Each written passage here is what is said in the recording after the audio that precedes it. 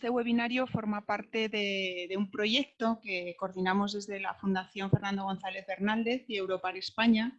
Es el proyecto Coadaptación 2021, que le dimos un título que en su día nos pareció inspirador y que según han ido transcurriendo los meses de desarrollo del proyecto, pues estamos más convencidos de ello, ¿no? Se llama Conocimiento colaborativo para acelerar la adaptación al cambio climático. Este es un proyecto que estamos desarrollando gracias al apoyo de la Fundación Biodiversidad, el Ministerio para la Transición Ecológica y el Reto Demográfico. Es un proyecto que tiene en la base, digamos, dos elementos fundamentales: las áreas protegidas y la sociedad. Las áreas protegidas, que es digamos, el ámbito de trabajo de nuestra organización. Llevamos años ya haciendo trabajos relacionados con la adaptación al cambio climático. Los podéis consultar en nuestra página web, proyectos anteriores y este proyecto que hemos citado, Coadaptación, cuyo enlace tenéis en el chat, y ahí podéis consultar todos los materiales que se han ido generando a lo largo de estos meses de trabajo. El objetivo fundamental de este proyecto es trabajar con las personas que viven en el territorio, que trabajan en el territorio, a través de dos espacios protegidos que han sido, digamos, los pilotos de este proyecto y que esperamos que sean inspiradores para otras áreas protegidas: el Parque Nacional de Garajonay, en la isla de La Gomera, y el Parque Regional de Sierra Espuña, en Murcia. Quiero aprovechar también para saludar a los colegas, a los equipos de gestión de ambos espacios protegidos, que, bueno, pues por su implicación entusiasta y su gran apoyo, a su vez, con la población, con los agentes sociales que viven y trabajan en el territorio. Con estas personas estamos desarrollando, todavía nos queda un poquito para acabar el proyecto, en el diseño de medidas de adaptación basadas en sus necesidades, en su conocimiento y en las capacidades que desde las personas y las entidades pues se ven más factibles y plausibles para ponerlas en marcha a corto plazo. Aunque sabemos que todo esto del cambio climático estamos hablando de largo plazo, pero necesitamos actuar desde ya, desde ayer. También quiero dar las gracias a la consultora Armediación, que nos está ayudando también en este proceso de dinamización de los agentes sociales. En el webinario de hoy nos vamos a centrar en la parte más social. Como ahora contaremos, una parte muy importante de este proyecto ha sido un estudio de percepción del cambio climático, y para eso pues hemos hecho un estudio que ha sido liderado por José Antonio Corraliza, al que presentaré en un minutito. También nos ha parecido muy interesante aprovechar el webinario de hoy para mirar desde la escala también estratégica más amplia, a través de la presentación del Plan Nacional de Adaptación al Cambio Climático, liderado desde la Oficina Española de Cambio Climático del Ministerio. Por tanto, vamos hoy a hablar de la componente social, y también desde la escala más general y la escala más local. Necesitamos esas dos miradas, ¿no? Necesitamos trabajar desde la estrategia a largo plazo con el apoyo político, que es imprescindible, pero también necesitamos el empuje desde la base social. Así que, bueno, con esas dos ideas voy a dar paso enseguida a los ponentes de hoy y a recordaros un poco las reglas del webinario. Las dos presentaciones van a ir una a continuación de la otra. Podéis utilizar el chat para plantear las preguntas de la forma más concreta posible, por favor. Cuando acaben las dos presentaciones abriremos el turno de preguntas y de debate, y bueno, pues a lo largo de la sesión podéis utilizar básicamente el chat para compartir también información o lo que queráis expresar, y nosotros también podemos utilizarlo con los compañeros que están al otro lado también, con José Atauri, Javi Puertas, pues para lo que podáis necesitar. Así que, sin más, en primer lugar va a intervenir Paco Eras, amigo desde hace muchos años. Muchas gracias, Paco, por tu tiempo. Él trabaja actualmente desde hace ya unos años en la Oficina Española de Cambio Climático. Él es biólogo, estudió en la Autónoma, ha trabajado muchos años en el CNEAM, también conocido por muchos de vosotros, y lo que le hemos pedido es que, pues, un trabajo que no es fácil de sintetizar, el Plan Nacional, el segundo, si no me equivoco, de adaptación al cambio climático, pues que nos hable sobre todo de la componente social, ¿no? Después intervendrá José Antonio Corraliza, él es catedrático en Psicología Ambiental de la Autónoma de Madrid. Bueno, pues él ha guiado este proyecto, le ha ayudado también Adrián Moll, que creo que también está hoy en la sesión y también estará disponible, pues, para ampliar información si es necesario. Queremos agradecer de nuevo vuestro tiempo a los ponentes, a todos los participantes, todas las personas que estáis hoy con nosotros y a los compañeros que estáis sobre el terreno en Garajona y en Sierra Espuña. Sabemos que hay muchas ganas de escuchar los resultados, las evidencias que se han demostrado a través de este estudio para completar el trabajo que aún tenemos por delante en el diseño de las medidas de adaptación. Así que muchas gracias a todas las personas que estáis ahí al otro lado y damos comienzo, si os parece. Paco, cuando quieras. Bien, Marta, gracias. Y ante todo, pues agradeceros a Europarque España la posibilidad, la invitación para presentar aquí hoy, pues, el nuevo Plan Nacional de Adaptación al Cambio Climático 2021-2030.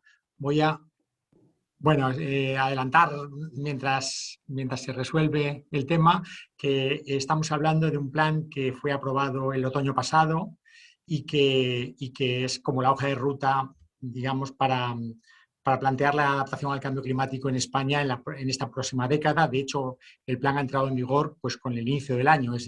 Bueno, como os decía, pues este plan se aprobó este otoño pasado y la idea es que sirva para guiar los esfuerzos en materia de adaptación al cambio climático en toda la década que ahora comienza.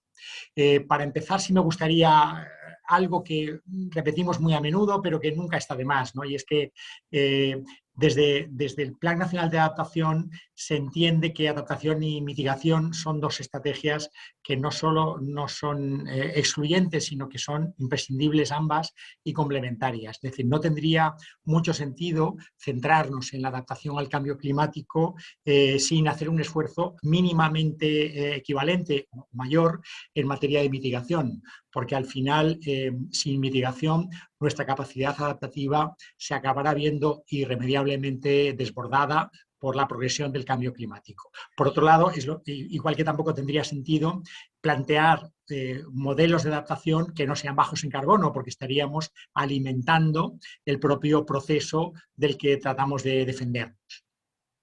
Bien, bueno, decir que este nuevo plan nacional ha sido el resultado de un proceso largo y laborioso que empezó con una evaluación en profundidad de la anterior política de adaptación desde 2006, que se concretó, como veis en la pantalla, en un informe de evaluación que podéis consultar en Internet, que entre otras cosas pues tenía 38 recomendaciones muy concretas para el nuevo plan, que nos sirvió. Nos fue muy útil, desde luego, para la redacción.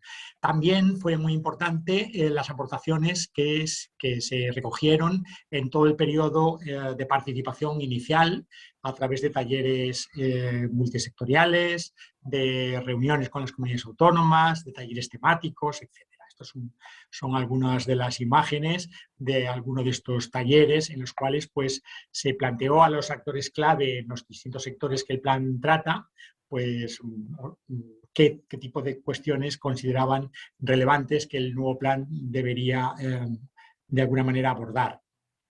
Bueno, ya entrando en materia, voy a presentaros el plan poniendo, es verdad, el énfasis, como Marta adelantaba, en los temas que tienen que ver con lo social. Y me gustaría empezar con un par de citas del propio plan que me parece que son representativas del enfoque, ¿no? La primera dice: la definición de qué constituye un nivel de riesgo aceptable es el resultado de un proceso de naturaleza política que ha de tomar en consideración las evaluaciones de carácter técnico sobre los riesgos y los costes asociados a las distintas opciones para gestionarlos. La segunda referencia que quería aportaros, el segundo texto recogido del propio plan, dice: las percepciones de lo que constituye un nivel de riesgo aceptable pueden ser muy diversas. Los niveles de tolerancia o aversión al riesgo pueden ser reflejo de distintos niveles de información, intereses, valores y expectativas. Es importante reconocer que los juicios que se realizan sobre lo aceptable o no de determinados riesgos condicionan las respuestas elegidas. Bueno, yo creo que estos dos textos representan muy bien el enfoque que tiene el plan desde el primer momento, entendiendo que la adaptación es un proceso de naturaleza social, de naturaleza política, y en que las percepciones y la forma de compartirlas socialmente y llegar a una especie de visión social sobre lo que es el riesgo y hasta qué punto podemos aceptarlo, pues es esencial a la hora de plantearse. Independientemente de que las aportaciones desde el campo tecnocientífico sean muy importantes para entender los riesgos derivados del cambio climático, el reconocer que al final estamos ante un proceso que tiene un componente social importante, desde el mismo momento en el que tratas de entender qué riesgo aceptas o cuál no, pues es necesario, es importante. Y esto, aunque es parte del preámbulo, de la parte preambular del plan, bueno, pues me parece que representa muy bien esta filosofía con la que hemos tratado de concebir este plan. Y ya para acabar la parte de citas, esta me ha parecido también interesante, ¿no? Dice: para que las políticas y medidas de adaptación respondan al interés social y logren un amplio apoyo, es necesario desarrollar una visión compartida de los riesgos y distribuir de forma equilibrada las responsabilidades entre los actores clave. Aquí hay dos elementos importantes: la necesidad de que el nivel de riesgo aceptable, la visión del riesgo, sea compartida socialmente, pero también el que los esfuerzos se distribuyan de manera justa. Estos son elementos que están presentes, como ahora veréis, en el conjunto del plan. Bueno, esto sería el índice. El plan lo tenéis en internet, lo podéis consultar.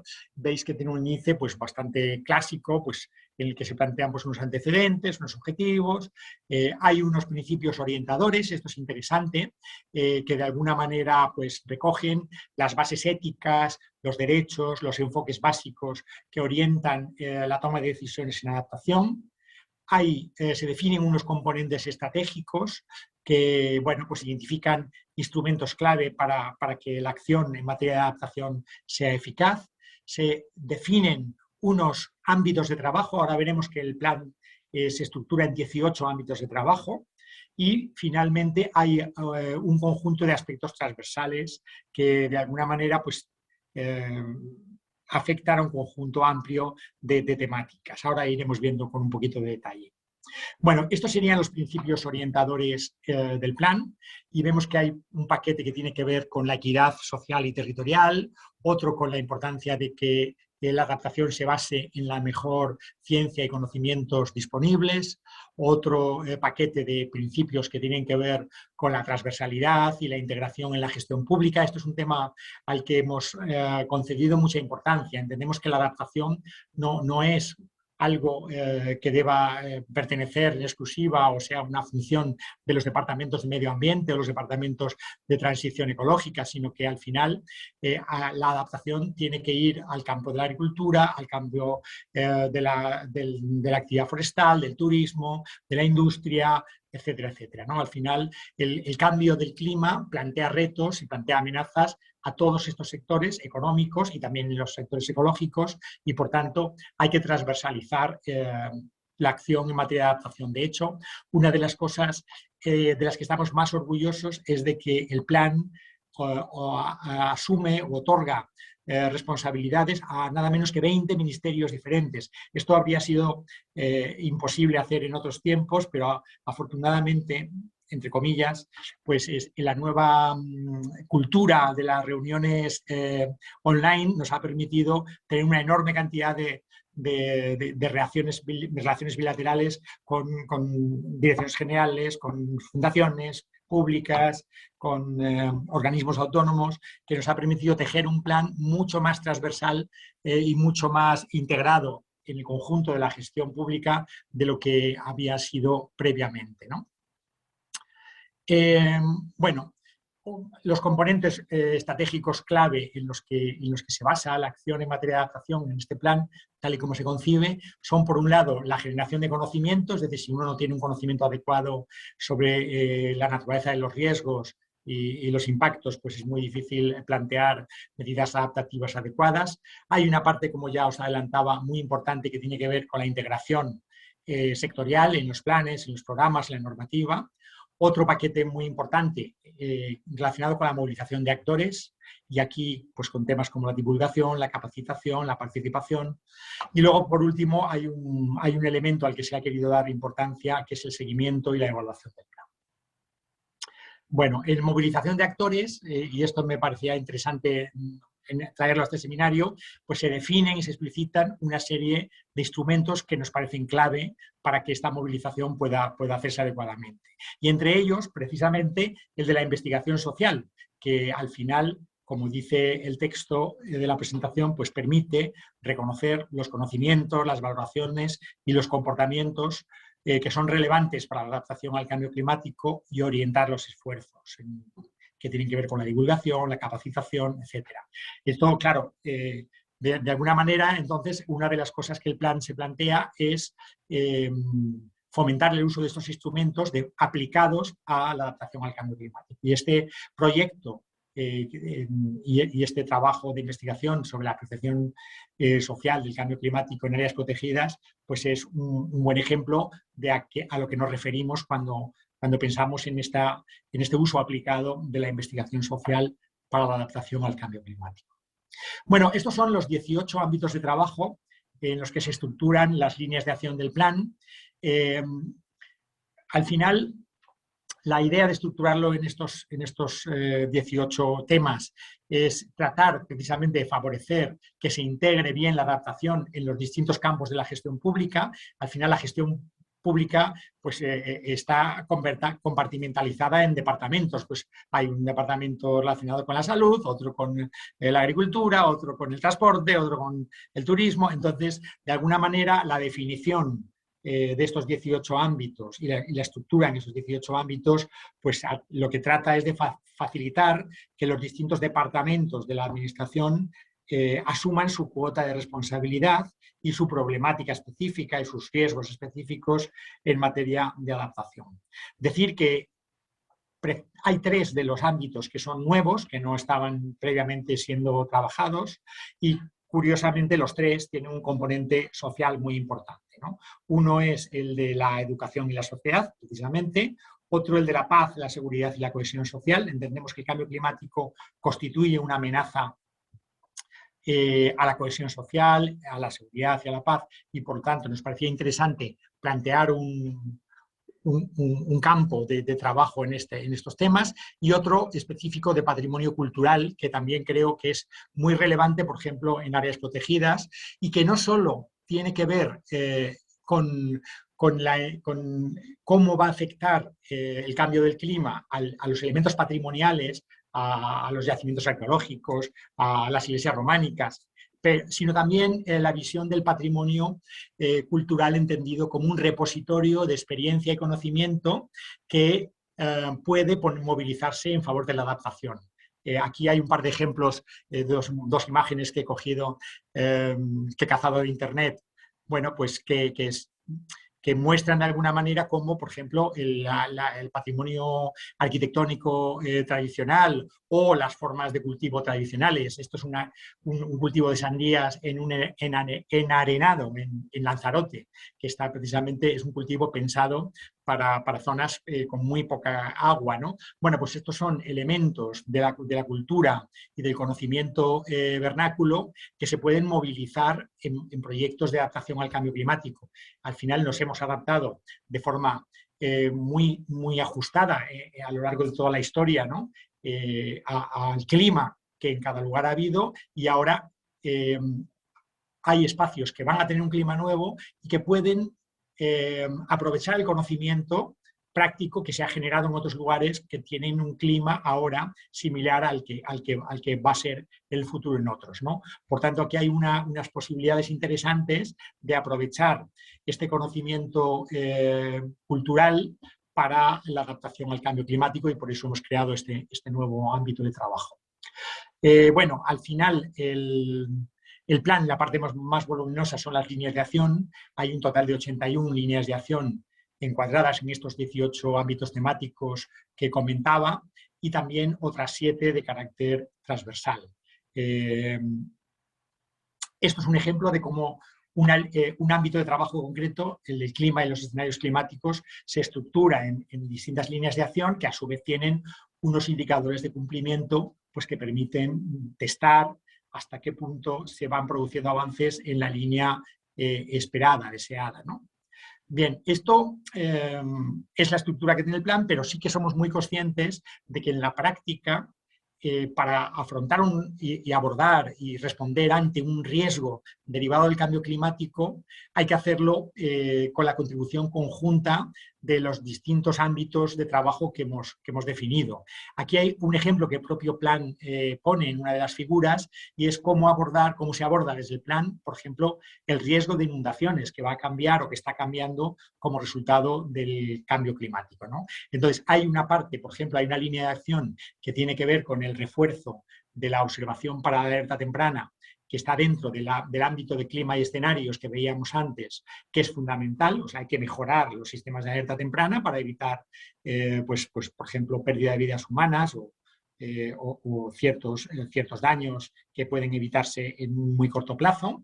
Pero también hay un ámbito muy importante, que es el de la gestión del agua y los recursos hídricos, que hay una alineación, pues, que tiene que ver con los planes de gestión del riesgo de inundaciones. Pero también, si uno va al ámbito temático de la ciudad, el urbanismo y la vivienda, hay también una alineación importante que tiene que ver con la planificación territorial, pues cómo hay que integrar los riesgos de inundación para evitar que aumente nuestra exposición al peligro de inundaciones. Pero también hay un campo que tiene que ver con la posibilidad de recuperarse tras los daños, que es cómo el sistema financiero y asegurador va a contribuir a través del consorcio de conversación de seguros a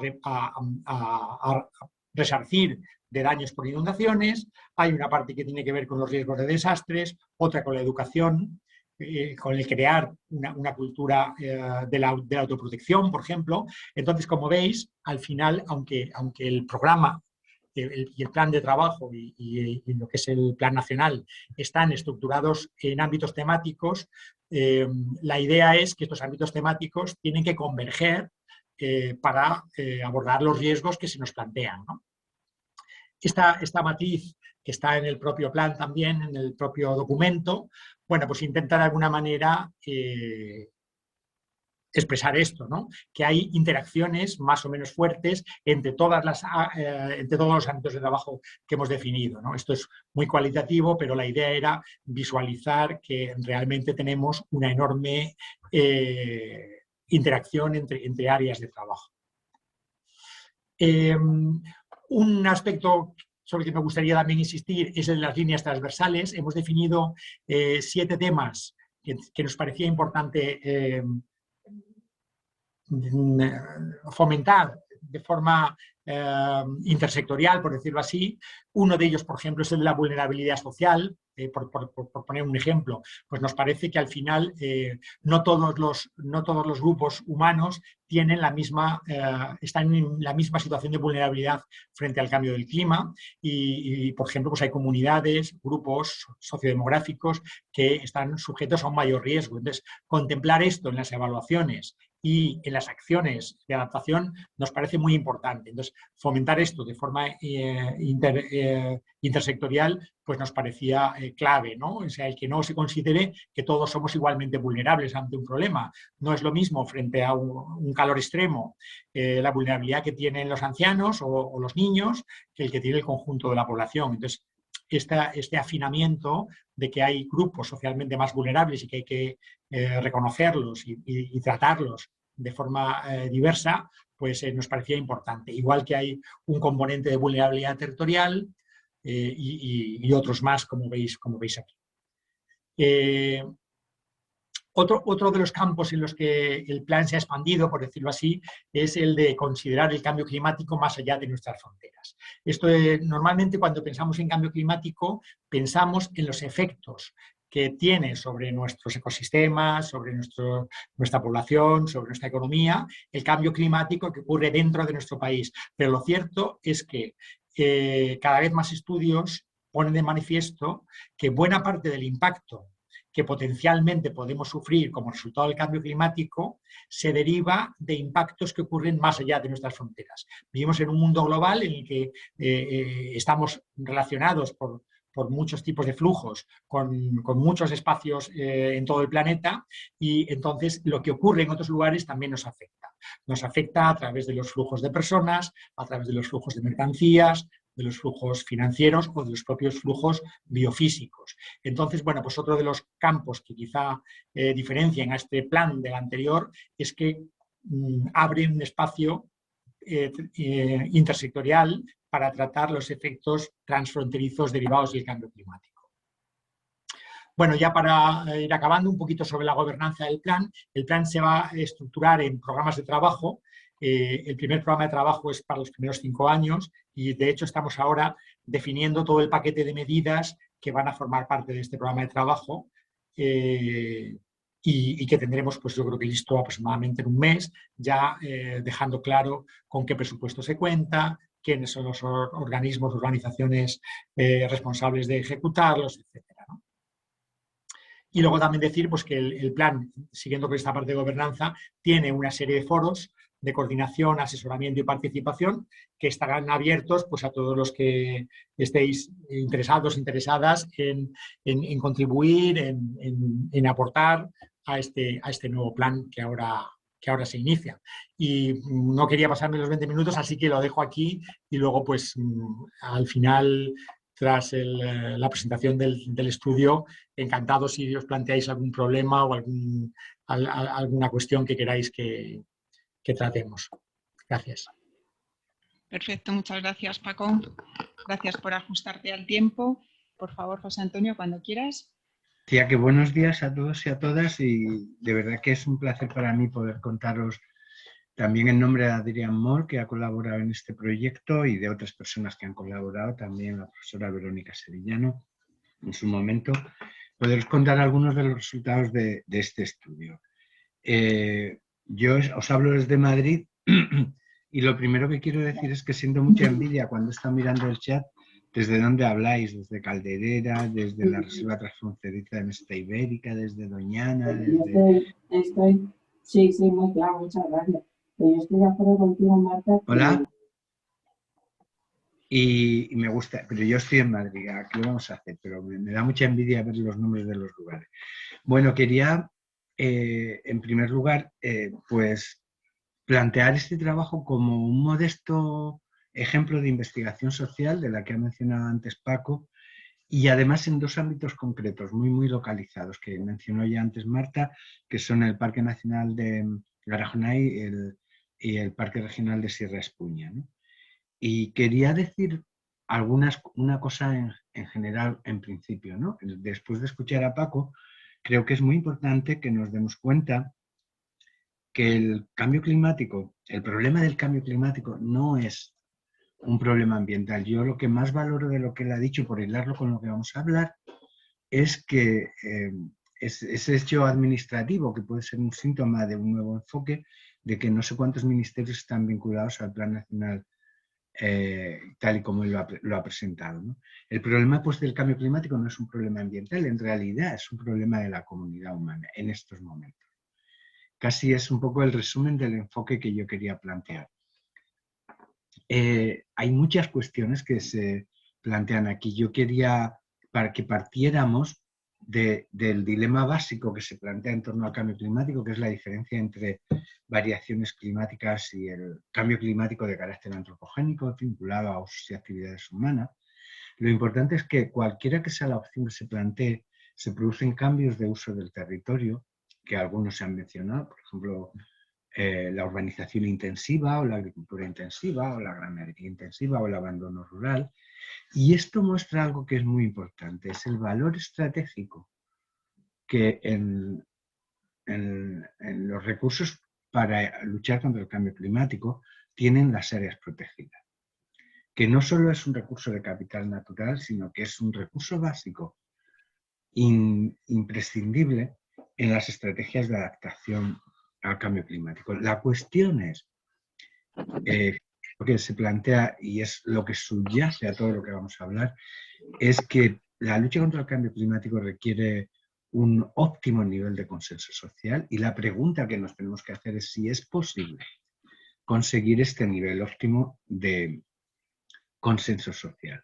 Hay muchos factores que lo amenazan, ¿no? Por ejemplo, uno de ellos muy importante es lo que llamamos la paradoja psicológica del cambio climático, ¿no? Que a medida que aumenta la certidumbre científica, no necesariamente sobre el cambio climático, no necesariamente se incrementa la preocupación social por el cambio climático. No tenemos datos muy actualizados porque la serie de estudios de este tipo, que por lo que yo conozco, a lo mejor hay alguno más reciente, pero no he tenido tiempo de verlo, se interrumpió hacia el año 2013, pero aquí vemos, por ejemplo, como entre el periodo 2008, que fue un periodo de boom en aval científico del cambio climático, la preocupación social por el cambio climático, tanto a nivel de la escala global como de la escala local, no solo no sube ni se mantiene, sino que desciende en un periodo de unos 4 o 5 años, ¿no? Y esto nos debe plantear algo muy importante, que la gente, las personas, no mantenemos una tensión en la preocupación por el cambio climático siempre permanente, y la pregunta es ¿por qué? Si realmente se supone que somos racionales, entre comillas, y cada vez hay más evidencias de esto. Hay más trampas que nos hacemos. Esto es un dato que quiero comentar inicialmente antes de presentar los datos de nuestro estudio para contextualizar el entorno en el que es relevante el estudio de la percepción social del cambio climático. Por ejemplo, aquí veis los datos que el CIS en el sondeo que hizo en el año 2000, finales del 2018, planteaba, por ejemplo, la respuesta a la pregunta de qué importancia tendría para usted que los partidos políticos españoles introdujeran estrategias y argumentos de lucha contra el cambio climático. ¿Veis? He destacado el resumen. Un 80% de la población está de acuerdo con que en los partidos políticos es imprescindible que se incluya este argumento. Sin embargo, en otra pregunta del cuestionario, que el CIS la plantea a continuación, yo incluso la hubiera separado para evitar el efecto de halo, vemos la respuesta a la pregunta: ¿cuánto influye en usted la problemática ecologista y medioambiental a la hora de votar por un partido o por otro? Y vemos que este porcentaje de relevancia que tiene el tema, el cambio climático, se reduce aquí a un 30%, un 31%. Es decir, hay más datos que aparecen. Por ejemplo, esto es una nube de palabra que resume un estudio, yo creo, bastante relevante sobre los sentimientos que produce el cambio climático. Es decir, que la gente no escoge esta opción porque no les preocupe el cambio climático emocionalmente. Fijaros las categorías que aparecen: pena, ira, tristeza, impotencia, miedo, preocupación, rabia, etc.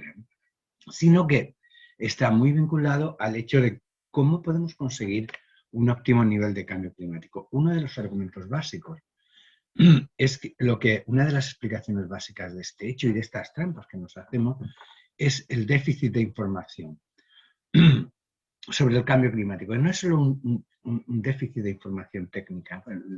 Incluso ahora, también en datos de hace 4 o 5 años, la presencia del cambio climático en los medios es irrelevante.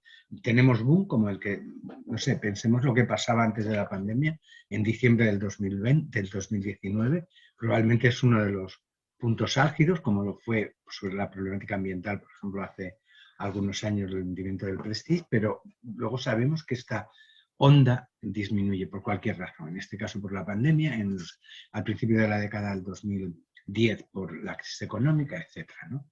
Hay también un nivel alto de confusión y el déficit de información estratégica. Y la gente no sabe qué hacer para hacer frente al cambio climático. La conclusión es que el problema no es tanto la falta de información, sino el tipo de información que se maneja, que conduce a respuestas emocionales muy confusas que no tenemos tiempo de explicar ahora, como puede ser la ecofatiga, la ecoindefensión, el ecofatalismo, la ecosaturación, que todas ellas confluyen en la idea de que tendemos a desconectar, no podemos estar permanentemente tensionados como estamos viviendo en la pandemia y tendemos a desconectar. Y este es el mayor riesgo en la investigación sobre el cambio climático, ¿no? Por otro lado, Paco lo ha mencionado también en una de sus primeras transparencias cuando hablaba de la necesidad de la visión compartida del cambio climático en el plan nacional. Este es un extracto del Acuerdo de París y vemos lo importante que es la percepción del cambio climático y la comunicación ambiental. Y esto nos lleva a estudiar las creencias sobre el cambio climático y las emociones sobre el cambio climático, que es precisamente el asunto de este estudio, ¿no?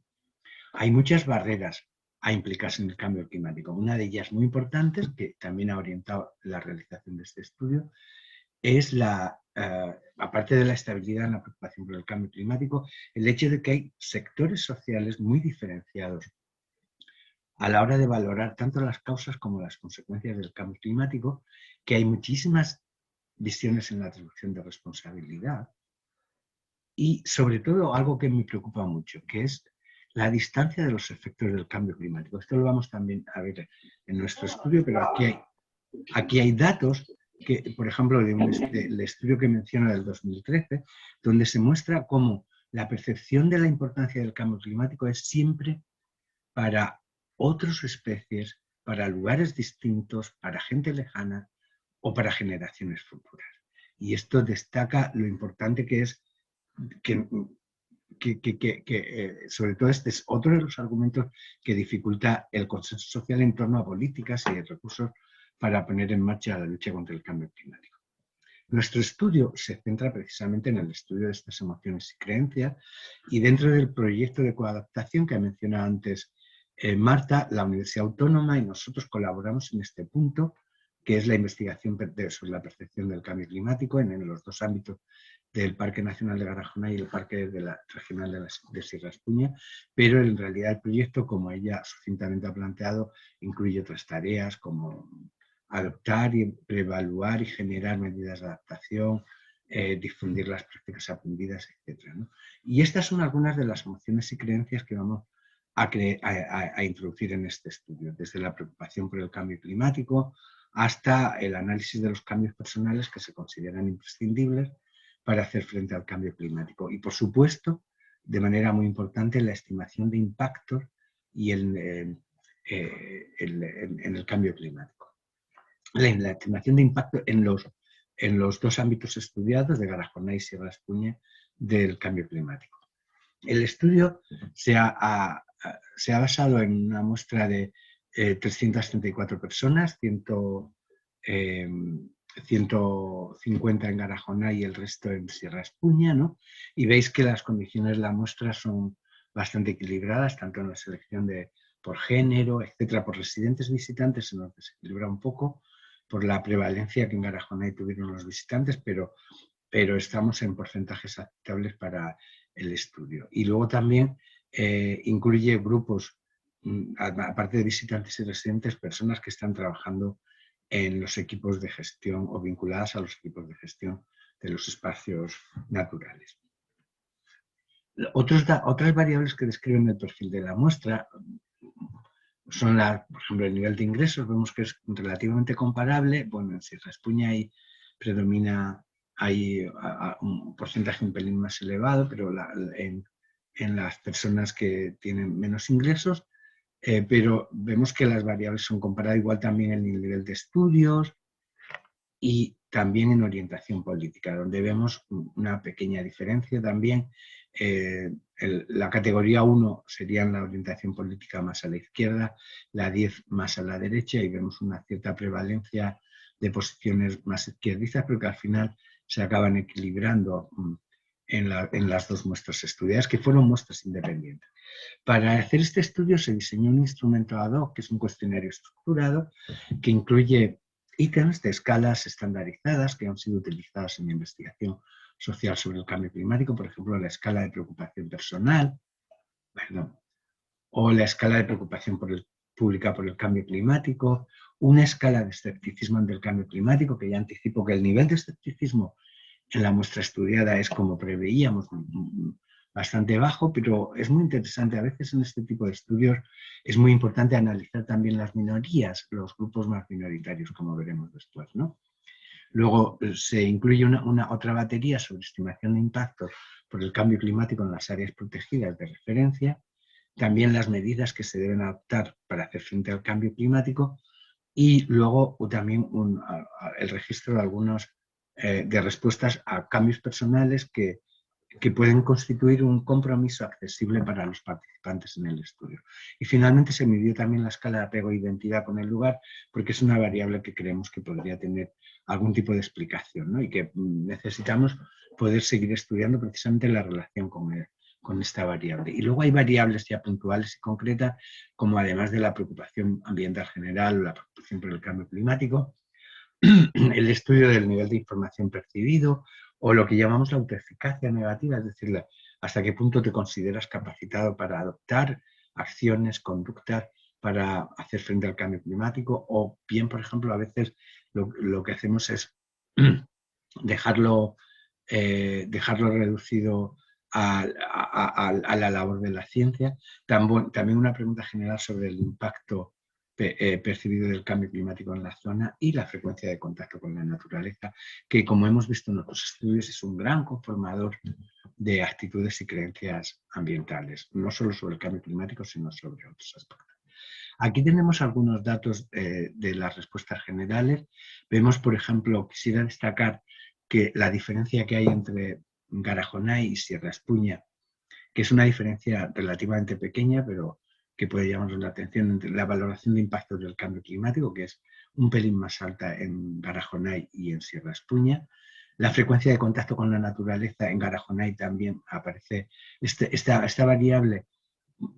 Todas estas de 3,39 o 4,77 están sobre 5, pero esta variable es una variable de puntuación directa, es el número de veces que en el último mes se ha visitado un entorno natural. Es un poco más alta en Garajonay, también probablemente por la prevalencia de algunos visitantes que estaban en este momento en unas vacaciones. La recogida de datos en Garajonay se inició justo el año pasado cuando empezó la pandemia, ¿no? Y la de Sierra Espuña ha sido con posterioridad a la conclusión del primer estado de alarma, en la transición entre la conclusión del primer estado de alarma y el resto, ¿no? En las demás variables, nivel de información percibido y preocupación ambiental general, los resultados obtenidos son muy comparables, ¿no? Estos son los datos sobre escepticismo que antes mencionaba, ¿no? El escepticismo es una escala estructurada que nos permite medirlo. Vemos que el porcentaje mayoritario es de aceptación del cambio climático, la media es de 4,29, por ejemplo en Garajonay, o 4,21 en Sierra Espuña, sobre 5 posible, que es la puntuación total, y vemos que no hay un nivel de escepticismo importante, pero a pesar de todo hay un margen, bueno, una minoría que en algún momento, por ejemplo, expresa ciertos grados de conformidad con frases como, por ejemplo, yo no me siento amenazado por el cambio climático, veis otra vez el ítem aquí en Garajonay, o que es la suma de la categoría azul y roja, o hay muchos problemas más graves que la protección del cambio climático, y en Sierra Espuña prácticamente también estas categorías aún en menor frecuencia. Por ejemplo, hay esta minoría, destaco estas minorías porque a veces nosotros nos vamos a los grandes números, a este 48% de gente que está en desacuerdo, 60% de que está en desacuerdo, pero no podemos olvidar, punto de vista perceptivo, el análisis de estas tendencias minoritarias pueden marcar, que pueden conformar modelos de creencias posteriores, ¿no? Y que, sobre todo en un momento de saturación de la preocupación, pues pueden conducir a esto, ¿no? Aquí vemos la valoración de impactos generales, lo que llamamos la preocupación pública por el cambio climático, y esto es muy interesante. No sé por qué me sale la raya verde del puntero, que yo no lo quería utilizar, pero bueno, ya deja de utilizarse. Vale, quería llamar la atención sobre esta escala, que esta escala lo que establece es Ya sabemos que el nivel de preocupación por el cambio climático es elevado, pero la razón es qué es lo que preocupa del cambio climático. Y yo quisiera destacar que este es uno de los pocos estudios donde la prevalencia de la motivación ecocéntrica en la explicación del cambio climático, es decir, de las razones ecocéntricas, vemos que la categoría más importante que aparece en los dos estudios es que lo que más preocupa es los impactos que puede tener en Garajonay en la naturaleza y parajes de esta isla y en la naturaleza y parajes de esta zona, que era la forma en que se preguntaba esta cuestión en Sierra Espuña, ¿no? Y luego, en menor medida, aparece, la frecuencia es mucho menor cuando se trata de argumentar razones más antropocéntricas o sociocéntricas, como puede afectar a la economía o a la salud de las personas. Aquí vemos un incremento en Sierra Espuña, por ejemplo, de la preocupación por la salud. La diferencia es de 38 a 53%. Bueno, aunque tenemos que hacer análisis para ver la significación de las diferencias, vemos que esto está muy marcado por la presencia de la paz. Probablemente esto refleja la angustia que cuando se recogen los datos en Sierra Espuña, que fueron entre mayo, si no recuerdo mal, y junio del año pasado, pues la prevalencia que teníamos de la preocupación por la salud probablemente refleje una extensión de halo de la preocupación por la salud. Pero lo importante es que la tendencia, y esto es un rasgo muy positivo, y esto nos lleva, es así para toda la gente. No lo sé, pero es así sobre todo cuando pensamos en el valor de un área protegida. El valor de un área protegida y las amenazas, por eso lo llamamos preocupación pública, las amenazas respecto a un área protegida que tiene un gran valor para nosotros, explica la prevalencia de esta razón ecocéntrica frente a las otras razones antropocéntricas. Para que os hagáis una idea, por ejemplo, este instrumento que está tomado de un estudio hecho por Milford ahí en Nueva Zelanda, en su estudio prevalecía mucho más las razones vinculadas al enfoque antropocéntrico que a la razón ecocéntrica. Y yo creo, hipotéticamente, que la explicación es en el valor que se da al área protegida de referencia. En cuanto a la preocupación, esto llamamos las razones de... ¿Sí? No, perdona, José Antonio, que como tienes, te quería decir que son I25. Vale, gracias. Y sí, esas rayas que han salido no sé muy bien. Yo no las he hecho, si no las he hecho conscientemente, pero bueno, No, tomarlo como o sea la decoración del surrealista. los problemas ¿no? del directo. Sí, Venga, no sé cómo borrarlas, la verdad, lo siento, ¿no? se han quedado ahí. Pero bueno, tomarlo como porque no es de mi ordenador, no se ha dejado la pantalla. ¿no? Bueno, esta es la preocupación personal, por las razones de la preocupación personal por el cambio climático, no de la preocupación pública, y vemos que la categoría que predomina en mayor medida es la necesidad del compromiso en las dos categorías. Todos debemos tomar medidas para proteger el clima. Bueno, me disculpo por este mareo de datos, ¿no? Espero que luego tengamos un poco de tiempo para pensar sobre ellos. Todos debemos tomar medidas. Lo importante que es la necesidad del compromiso, también la importancia del clima que es la categoría primera que vemos, y luego el riesgo que supone para la zona, que es la segunda categoría en importancia. Esto yo quisiera destacar sobre todo estas dos, el 68% que ves aquí y el 63%, ¿no? La necesidad del compromiso. Lo cual quiere decir que los participantes de nuestra muestra son personas muy motivadas para implicarse. Una de las razones tiene que ver con lo que decía antes, probablemente tenga que ver con la apreciación de la zona objeto de referencia. ¿Cuáles son los impactos del cambio climático en el área protegida que se han notado? He subrayado con la flecha en rojo los tres, bueno, están destacados aquí, los factores que han empeorado. ¿Vale? Los factores que más han empeorado, que son los que tenéis marcado en azul en estas representaciones gráficas, y yo he marcado los tres que superan el 50% de respuesta, ¿no? Que son el riesgo de incendios, el riesgo de sequías y el riesgo de caudales sísmicos. Respecto a esta pregunta, que es muy interesante y también tenemos que mirarla con mucho más en detalle, y no hay mejoras sustancialmente apreciadas, salvo, por ejemplo, en Sierra Espuña, prácticamente no hay ninguna variable que el 50% de los participantes consideren que han mejorado. En cambio, en Garajonay hay, por ejemplo, con un porcentaje conjunto de más del 50% aparecen las faunas y las aves de esta zona, sobre todo, ¿de acuerdo? Y los efectos, la mejora en el ganado silvestrado también aparece. En Sierra Espuña estos porcentajes son obviamente también más altos, como podéis ver aquí, 35 y 38, pero no llegan a superar al 50%, como ocurre en Garajonay. Decía que es muy importante que, o sea, yo no le doy mucha importancia a estos análisis basados en síntomas. Hay algo que me preocupa más, ¿no? Que las personas en los estudios de percepción del cambio climático es una constante, tendemos a reconocer la prevalencia de determinados síntomas, pero nos cuesta muchísimo, nos falta información y capacidad de reflexión para encontrar las causas. Hablamos de los síntomas, podemos mencionar los incendios, las sequías, por ejemplo, en ninguno de estos sitios aparece el riesgo de inundaciones que ha mencionado Paco antes, y esto es muy importante, ¿no? Porque que nos debería llevar a, probablemente a lo mejor porque en estas zonas no es un riesgo que ocurra frecuentemente, es decir, los síntomas se vinculan mucho a la experiencia personal y a la capacidad de observación personal, y a veces tenemos que, un poco, nos plantea el reto de cómo conseguir que la gente entienda de manera más general las causas del cambio climático vinculadas a esto. Esto lo vemos también por cuando hacemos un análisis específico de los síntomas que la gente aprecia, que vuelven a aparecer los mismos: más calor, sequía, lluvia, y en Sierra Espuña se incluye con un 17% de las respuestas los riesgos de reducción de la biodiversidad y enfermedades de la vegetación, ¿no? Esto es la única diferencia, pero el resto de las cosas se comparten: menos lluvia, más calor y sequía, ¿no?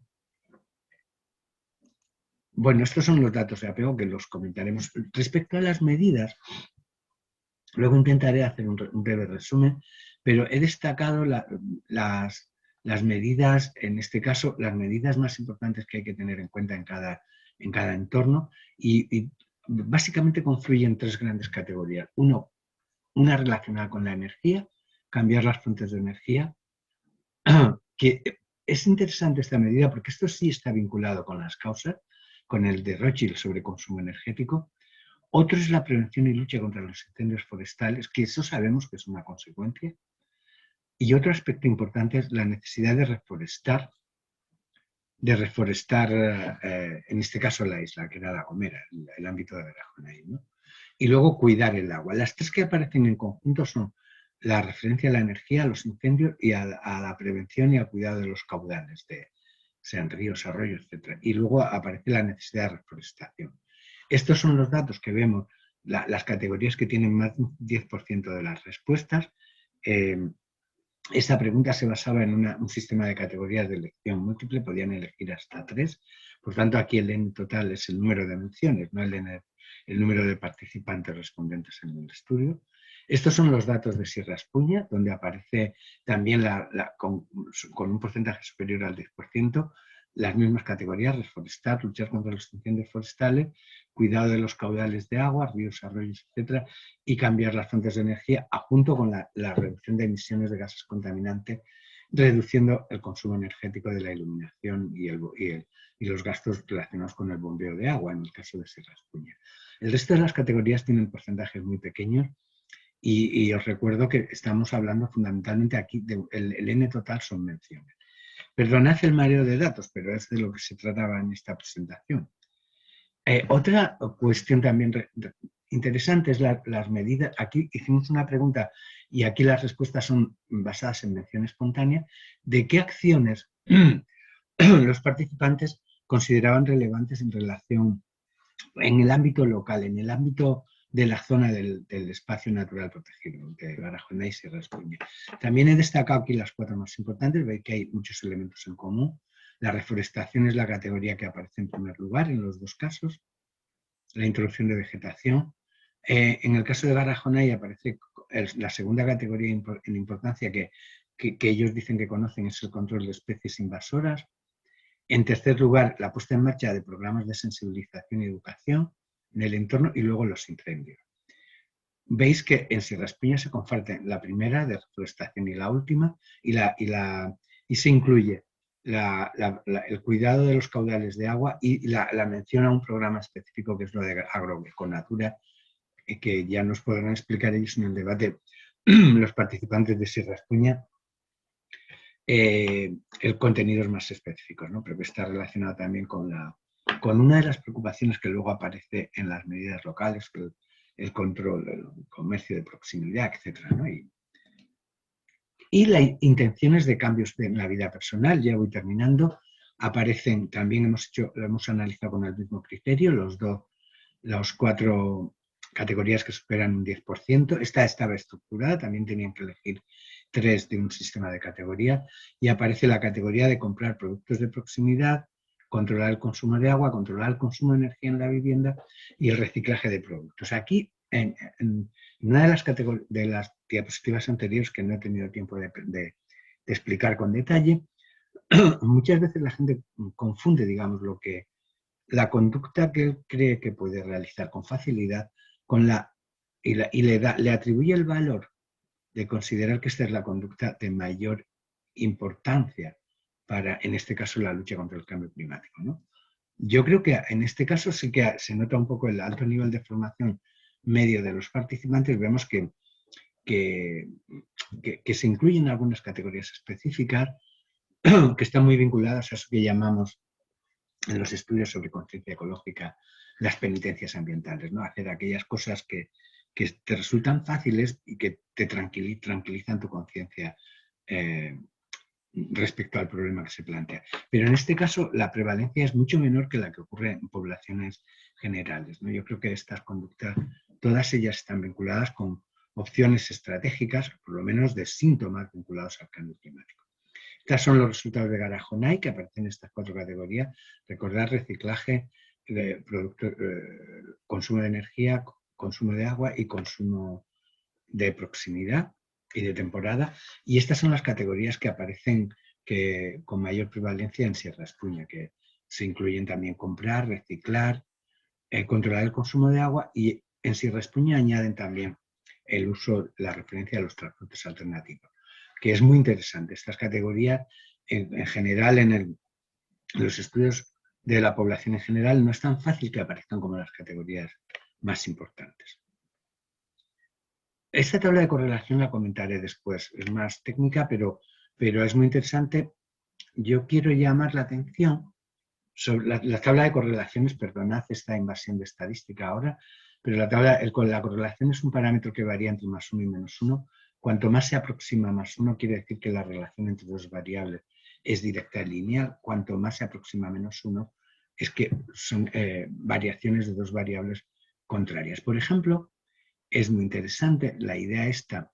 Por ejemplo, yo quiero llamar la atención sobre el escepticismo. Por ejemplo, el escepticismo, el nivel de la gente que se muestra escéptica, veis que el escepticismo tiene una correlación negativa muy alta con preocupación ambiental o con valoración de impactos percibidos o con otras variables. Pero lo que quiero que veamos es de qué depende que una persona asuma creencias escépticas.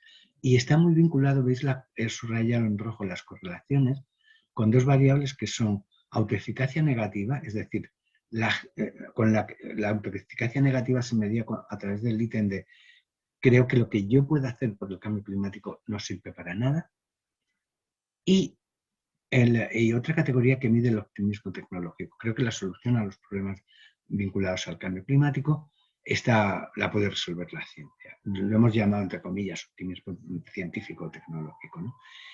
Quiero destacar esto porque no es solo importante analizar la prevalencia en términos de porcentaje, sino explicarnos de qué depende el escepticismo o con qué se relaciona. Y vemos que está muy, muy vinculado a creencias implícitas que aparentemente son creencias inocentes, que no dicen nada sobre si uno está a favor o en contra de la lucha del cambio climático.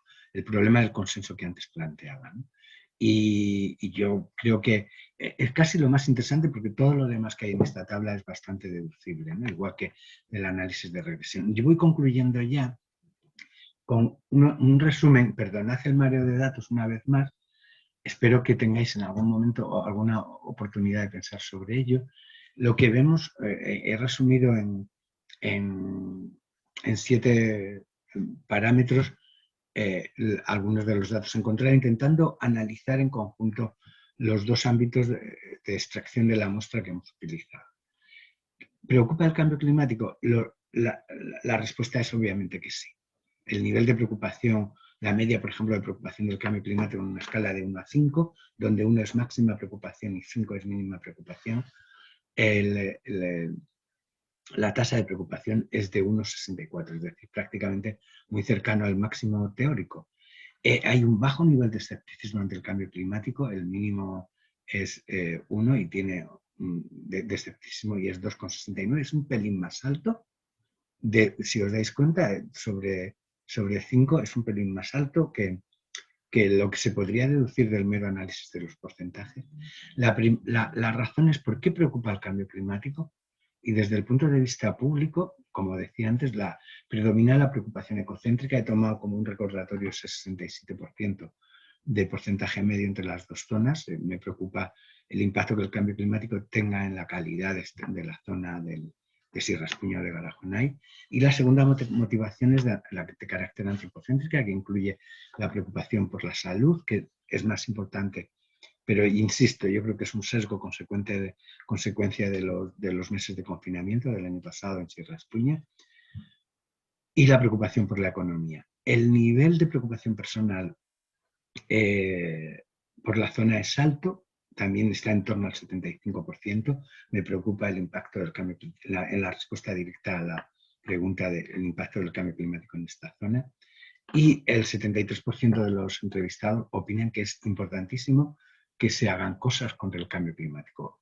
Las medidas es donde es más difícil, pero esto ocurre también en relación con todos los problemas de emergencia social. Lo estamos viendo con la pandemia, como todo el mundo creemos que hay que afrontar medidas, pero luego en cuanto se dice hay que hacer esto, surgen las disputas, ¿no? La vida social es un escenario esencialmente de conflicto. Otra variable importante sobre los síntomas del impacto del cambio climático que aparecen con más frecuencia mencionados son las condiciones de sequía, un menor nivel de lluvia, más calor, la reducción de la biodiversidad, incluyendo sobre todo la tasa mucho más elevada que se producía en Sierra Espuña. En cuanto a los factores que empeoran y mejoran, realmente no hay ningún factor en el cual la población indique que mejora más del 50%. Empeoran, como he dicho antes, los incendios, las sequías y los caudales hídricos. Y no he destacado una cosa cuando hemos visto esta tabla, luego si tenemos tiempo la vuelvo a recordar, pero es la altísima tasa de no saber. El no saber es una categoría auténtica de respuesta. Y en este caso concreto es muy, muy relevante. Respecto a las demandas de medida en las zonas, aparece la necesidad de introducir alternativas de consumo energético, de uso de energía renovable, cuidar los caudales de agua, prevenir incendios, reforestar. Y en cuanto a las medidas personales, lo que cree una persona que está al alcance de su mano sería aumentar el nivel de consumo de proximidad, ahorrar agua, disminuir el consumo energético residencial, el consumo energético en transporte y el reciclaje. Y por último, hemos visto que hay elementos básicos en la preocupación ambiental que influyen en la preocupación ambiental. Uno de ellos muy importante es el apego a la zona, que es muy alto en los 2 casos, o sea que no. Y la preocupación por el cambio climático. Y los elementos básicos que explican la preocupación por el cambio climático, estos son conclusiones extraídas de un análisis de regresión que no he mencionado para no alargar el mareo de datos. Aparecen, digamos, a la hora de predecir la preocupación por el cambio climático, aparece la capacidad para percibir impactos percibidos del cambio climático, la sensibilidad a los síntomas, a los indicios que hemos llamado en las diapositivas anteriores, la preocupación por el cambio climático, la preocupación ambiental general y el no escepticismo. Y luego, es muy importante el argumento que planteaba, es muy interesante, y aquí hemos encontrado algunos datos, hay más, lo que en otros trabajos hemos llamado las barreras en la percepción del cambio climático.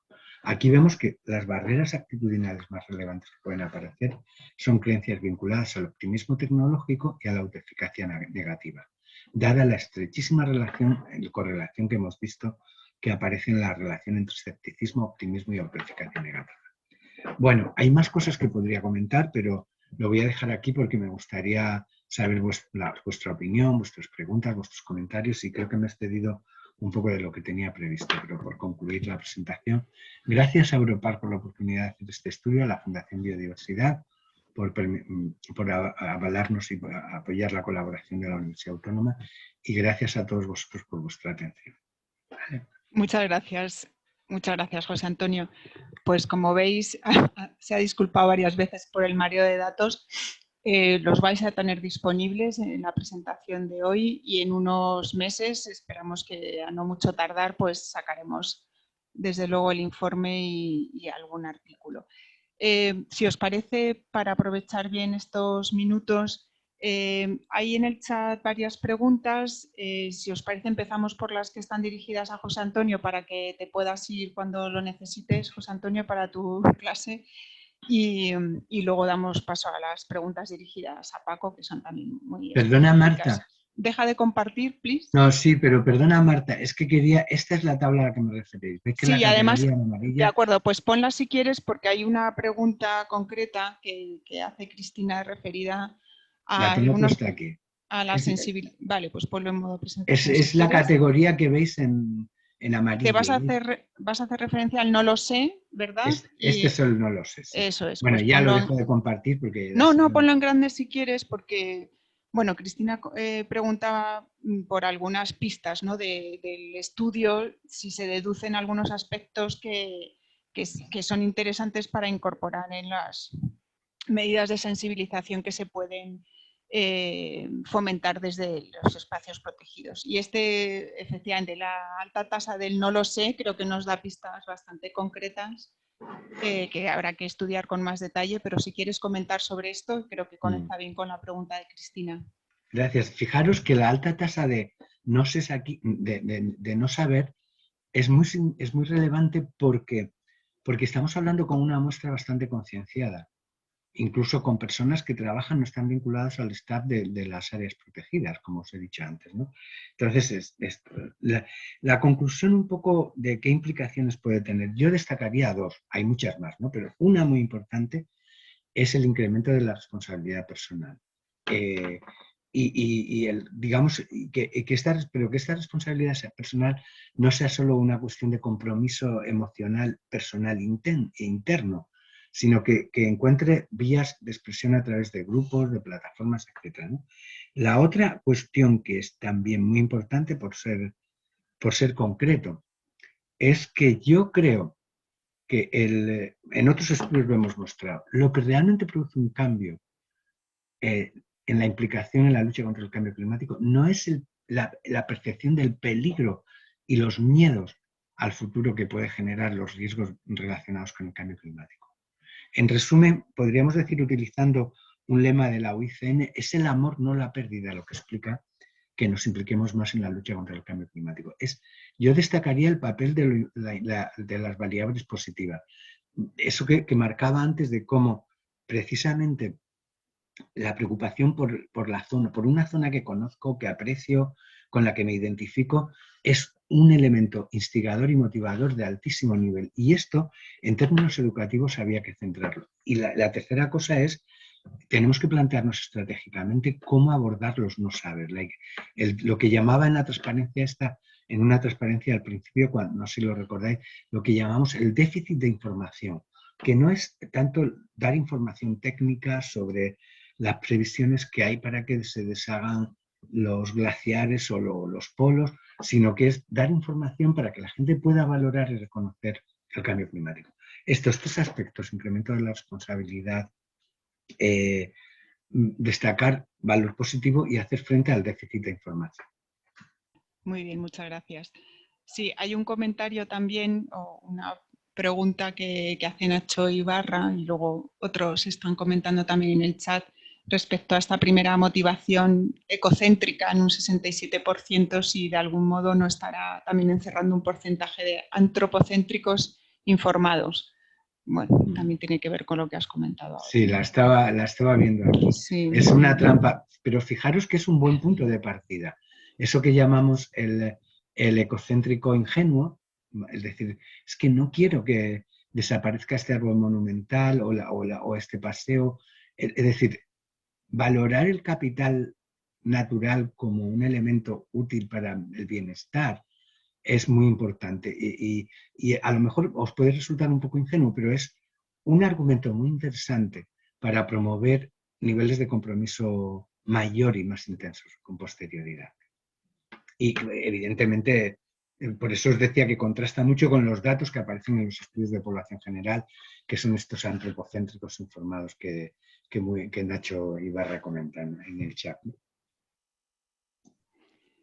Muy bien, muchas gracias. Se va animando el chat. Vamos a pasar, si os parece, a dos preguntas muy concretas que hacen a Paco. El amigo Mario Vega, que bien, aunque sea vernos por la pantalla, Mario, pregunta por el asunto del patrimonio cultural, que Paco ha comentado al principio, que era uno de los elementos novedosos de este nuevo periodo del plan de adaptación. Si podías dar algunas pinceladas sobre los indicadores. Sí, pues bueno, más que indicadores, casi es más interesante, yo creo, porque los indicadores salen de ello, qué tipo de medidas estamos pensando a corto plazo. Al ser un tema muy novedoso, por lo menos desde la perspectiva del cambio climático, estamos planteándonos hacer varios tipos de cosas. Por un lado, algún tipo de estudio inicial para identificar cuáles son los principales elementos y cuáles son los principales riesgos a los que está sometido el patrimonio cultural español, cuáles son los elementos más vulnerables, identificar posibles estrategias de adaptación, etcétera. Esto por un lado, por la parte más, digamos, de patrimonio tangible que se quiere proteger, ¿no? Pues pensemos, por ejemplo, en un yacimiento arqueológico en una zona costera, o pensemos en elementos patrimoniales que hay muchos a los que el cambio climático está afectando. Luego hay otro elemento sobre el que queríamos focalizarnos y es cómo el cambio climático va a afectar a la calidad del paisaje. Es decir, en España la mayoría de los paisajes son paisajes culturales, son paisajes que no son paisajes, digamos, primarios, naturales, primigenios, ¿no? Entonces, bueno, pues claro, a la actividad socioeconómica el cambio climático le va a afectar y por lo tanto va a afectar a la calidad del paisaje, ¿no? Y aparte también por la parte de biodiversidad. Entonces aquí también estamos viendo cómo explorar, incorporar los elementos de adaptación al cambio climático en los planes de protección del paisaje cultural sobre todo. Y la tercera parte de lo que estamos planteando hacer tiene que ver con hacer algún tipo de recopilación, de catálogo, de conocimiento y tecnología tradicional útil para la adaptación al cambio climático. Que puedan ser elementos que puedan ser útiles, como decía al principio, pues para abordar aspectos concretos del cambio del clima, pues por ejemplo el incremento de la temperatura o otros aspectos, ¿no? Entonces, bueno, pues por ahí queríamos tirar bastante. Y sí que os adelanto que es posible, si todo va bien, que en la próxima convocatoria de ayudas que hagamos a través de la Fundación Biodiversidad para temas de adaptación al cambio climático, incorporemos como uno de los temas prioritarios, precisamente la identificación de estos elementos de conocimiento, de tecnología tradicional útiles para la adaptación. Y probablemente hagamos incluso algo específico para la recopilación de ese conocimiento en reservas de biosfera, que os parece que es un tipo de espacio que puede jugar un papel muy interesante en esta recopilación de conocimiento vernáculo útil para la adaptación. No sé si con esto más o menos te haces una idea de por dónde vamos, pero bueno, por ahí quizá algún proyecto piloto nos planteemos también, pero bueno, básicamente estas son las líneas con las que queremos arrancar en este tema. Muchas gracias, Paco. Te traslado una pregunta que ya se me ha perdido en el chat, pero que hacían al principio, que has dado tu pie, ¿no?, a estos foros de asesoramiento distintos que hay planteados en el marco de gobernanza del plan de adaptación, vías de participación. ¿Cómo se puede acceder a estos foros? Bueno, pues foros, digamos, va a haber de varios tipos. Algunos van a ser más de carácter puntual y temático. Pues, por ejemplo, cuando estos son los seminarios que hacemos del Plan Nacional de Adaptación desde hace muchos años y que sirven para recopilar información interesante, puntos de vista, de perspectivas de personas que tienen una especial vinculación o interés o conocimiento en relación con un tema que vamos a trabajar. Pues qué sé yo, cuando hicimos la evaluación sobre los impactos del cambio climático en el medio marino español, una de las primeras cosas que hicimos fue uno de estos seminarios reuniendo a personas que trabajan en el medio marino para ver cuáles sean sus ideas, de cuál debería ser, bueno, pues hacer un poco el screening, por decirlo así, del trabajo, ¿no? Entonces, esto es un ejemplo, pero hace poquito pues hemos hecho uno en concreto sobre temas de formación, empleo y adaptación al cambio climático, y con personas más ligadas a aspectos sociales relacionados con la transición ecológica. Es decir, el programa de seminarios va más asociado a temas y entonces aquí pues son convocatorias que quedan abiertas a las personas que puedan estar más relacionadas con los temas concretos que en cada caso nos ocupen. Y luego habrá, pero esto se concretará cuando la Ley de Cambio Climático y Transición Energética se apruebe, un órgano específico de asesoramiento que va a tener una cierta independencia además de la administración, cosa que creo que es interesante, va a tener un poco parecido al modelo inglés del Comité de Adaptación, del Comité de Cambio Climático inglés, ¿no?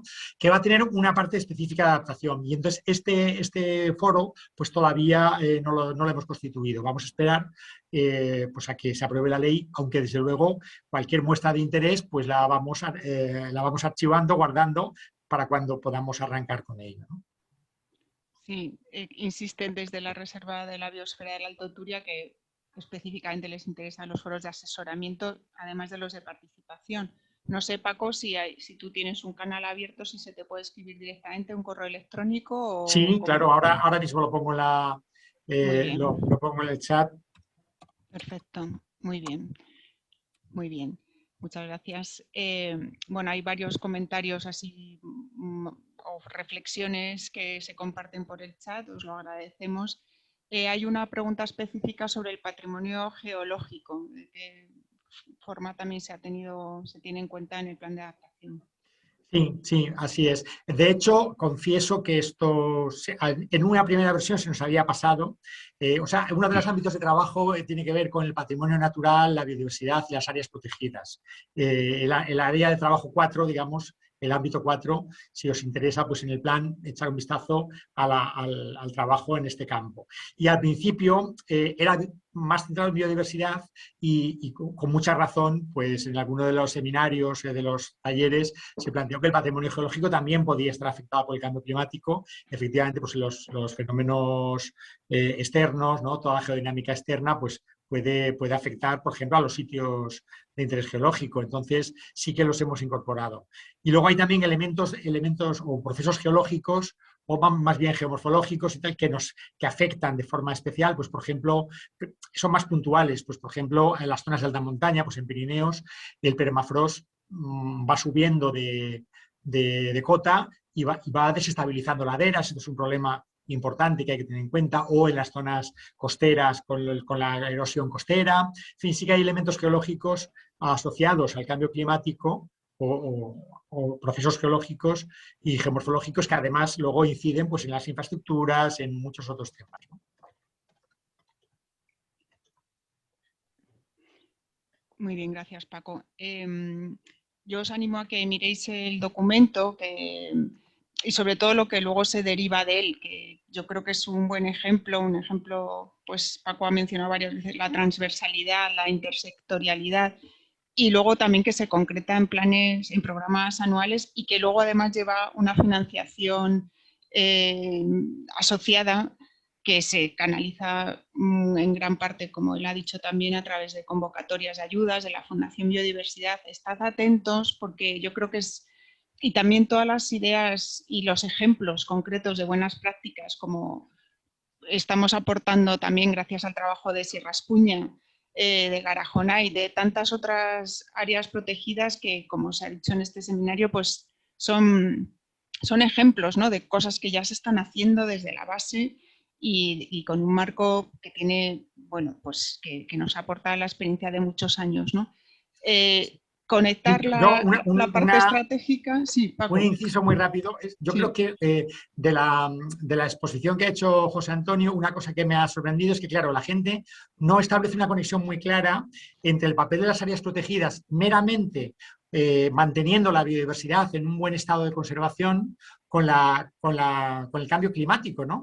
Y es que realmente hay un elemento que es clave, que bueno, los que estáis aquí lo sabéis bien, y es que al final un ecosistema en buen estado es mucho más resistente y resiliente frente al cambio del clima y, por tanto, la conservación de la biodiversidad y el papel en concreto que juegan las áreas protegidas es esencial para intentar precisamente mantener la biodiversidad en un estado que le permita asumir mejor los impactos que van a llegar vía cambio del clima. Entonces aquí hay un papel de las áreas protegidas que creo que hay que difundir y que hay que conocer. Porque es verdad que cuando se planteaban riesgos, tendemos a ver más, por ejemplo, eventos extremos, ¿no? Que visualizamos mucho mejor, pues una gran sequía, un incendio, pero realmente hay un cambio climático, entre comillas, más lento, o con impactos menos apreciables en el día a día, quizás, salvo cuando hay de repente un gran evento, ¿no?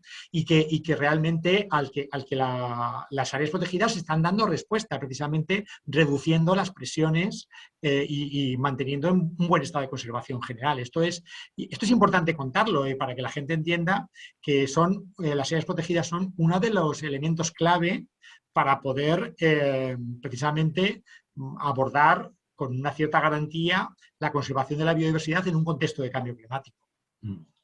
Sí, yo, si me permites, Marta, en la misma línea de lo que dice Paco, no sé si recordáis en la tercera diapositiva que yo planteaba, hablaba del valor estratégico de las áreas protegidas en la lucha contra el cambio climático, que está mucho mejor fundamentado en lo que acaba de decir Paco ahora, ¿no? Simplemente avalarlo y decir que las áreas protegidas no pueden ser consideradas solo un adorno ambiental, sino que forman parte de políticas muy importantes, por ejemplo, de la lucha contra el cambio climático, también yo creo que de la lucha contra la despoblación rural, por ejemplo, y otras políticas que hoy día son políticas decisivas para